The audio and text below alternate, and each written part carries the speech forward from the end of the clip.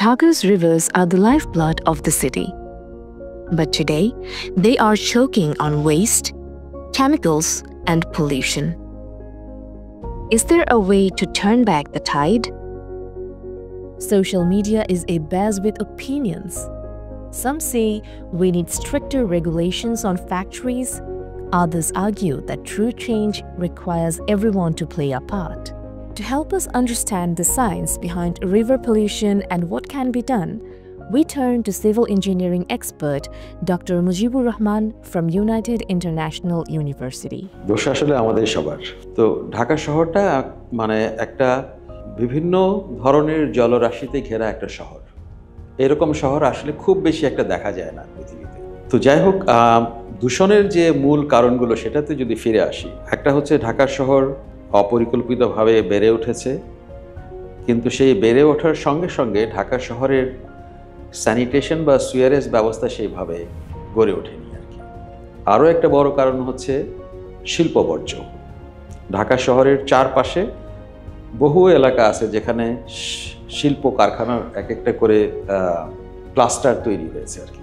এখন আমরা এই দূষণগুলো থেকে কিভাবে এফেক্টেড হচ্ছি আর কি।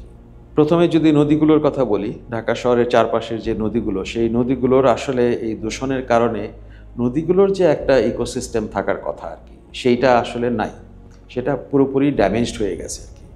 তার কারণ হচ্ছে নদীর যে লাইফ ফর্মসগুলো, মাছ কিংবা উদ্ভিদ, এগুলো কিন্তু আসলে এই নদীতে আর দেখা যায় না আর কি।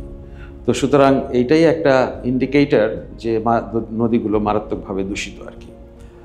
আর এই সমস্ত দূষিত পানিতে আমরা যখন বিভিন্ন কাজে ব্যবহার করছি, তাহলে সেই দূষণগুলো কিন্তু আমাদেরকে ক্ষতির কারণ হয়ে দাঁড়াচ্ছে, আমাদের স্বাস্থ্যের ঝুঁকি বাড়াচ্ছে, ইকোনমিক অ্যাক্টিভিটিতে প্রভাব ফেলছে।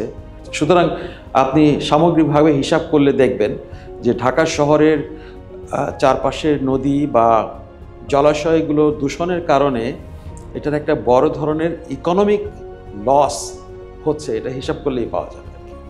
আমাদের শুধু বিধিমালা থাকলে হবে না, সেগুলো কিভাবে আমি ইমপ্লিমেন্ট করব তার জন্য আমাদেরকে উপায় টেকনোলজি বের করতে হবে। And that technology is possible and feasible. তো সেইটা আমাদেরকে করতে হবে। আর সেটা করলে পরে কিন্তু আমরা শিল্প বর্জ্য দিয়ে এই বিষয়টাকে এখানে কমিয়ে আনতে পারি, মিনিমাইজ করতে পারি। শিল্প বর্জ্য থেকে যে আমাদের দূষণটা আর কি, সেটাকে আমরা কমাতে পারি।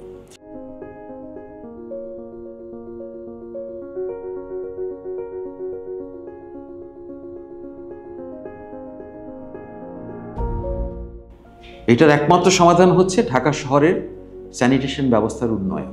যে তিনটা বড় বড় ট্রাঙ্ক সুয়ার আছে ঢাকা শহরে, যেটা কিনা সুয়েজকে ক্যারি করে নিয়ে যাওয়ার কথা পাগলা সুয়েজ ট্রিটমেন্ট প্ল্যান্টে। সে পাগলা সুয়েজ ট্রিটমেন্ট প্ল্যান্টে ঢাকা শহরের সুয়েজ পৌঁছায় না, খুবই যৎসামান্য পৌঁছায় আর কি, 98% পৌঁছায় না। সেই সুয়েজগুলো ঢাকা শহরের অভ্যন্তরের খাল এবং হাতির ঝিলের মতো বিভিন্ন লেক। আপনি হাতির ঝিল কেন, Gulshan lake, look at Gulshan lake, Banani lake, সবগুলো তো পয়বর্জ্য পাচ্ছে, সবগুলোতে পয়বর্জ্য যাচ্ছে। তো সুতরাং সমাধান এক জায়গায়, ঢাকা শহরের স্যানিটেশন ব্যবস্থাকে সমাধান করতে হবে আর কি। এখন এটা সুয়ারেজ সিস্টেম দিয়ে করব নাকি অনসাইট সিস্টেমের সঙ্গে আমি ডিসেন্ট্রালাইজ সুয়েজ ট্রিটমেন্ট করে করব, দ্যাট ইজ দি কোয়েশ্চেন। সেটা সমাধান হলে হাতির ঝিলও ভালো হবে, Gulshan lake, Banani lake, Dhanmondi lake, Satarkul lake, সব লেকের পানি স্বচ্ছ হয়ে যাবে। So, what do you think? Leave a comment below and stay tuned for more insights on the science of our environment.